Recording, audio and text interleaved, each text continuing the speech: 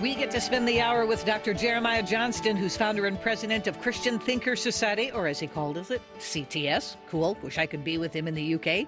An associate professor in the School of Christian Thought at Houston Baptist University. And I did something I don't usually do, and I ask your forgiveness, and that was to interrupt your train of thought. But I got stuck on that point, and I thought if I'm stuck there, maybe somebody else is. And so I wanted to go back and say, maybe I just cannot figure out how, out of when you have these fabulous gatherings and they've been aggregated, as you said, in the materials that fall under the canopy of unanswered, both the book and the supportive materials, why would this feeling question be the number one that gets asked? Because it's not, at first blush at least, a thinking question. So can you answer that? Yeah, I would actually say it's both. It is a feeling question, but it is a thinking question. And I would argue that it's the number one question I'm asked because there's been so little thought expressed on how we minister to people who are affected by mental illness. The New York Times just did an article a few weeks ago, and suicide now, Janet, in the United States is at a 30-year high.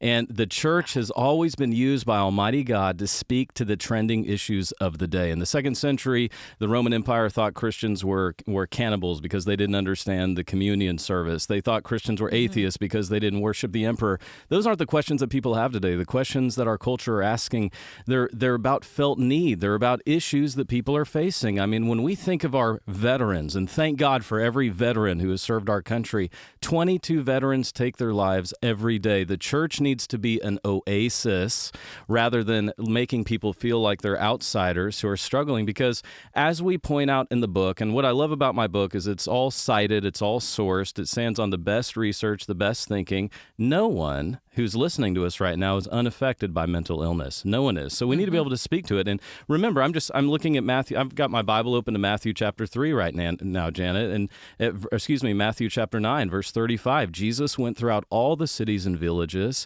and he was healing every disease and every single affliction. And of course, that would include mental affliction. And so I think that's why we need to speak to this articulately, intelligently, compassionately. And this is why I love your program, Janet, because and Kay and Rick Warren, they'll tell you the biggest problem when it comes to this issue is silence. Nobody addresses it. And so the very fact that you're willing on your huge radio network to address this is really showing that we're heading in the right direction, because everyone listening to us right now is affected by it. And Janet, I was on a few programs ago with you. We actually received a call from an anonymous caller, and I'm showing that little 2-minute clip in our services, and I cannot tell you the healing that's coming, because that anonymous caller had experienced a son who had completed suicide.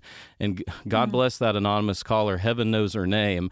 That is being used by the multiplied thousands in our live events, because this is a show where you can share your heart and get substantive answers that affect one's heart and one's head.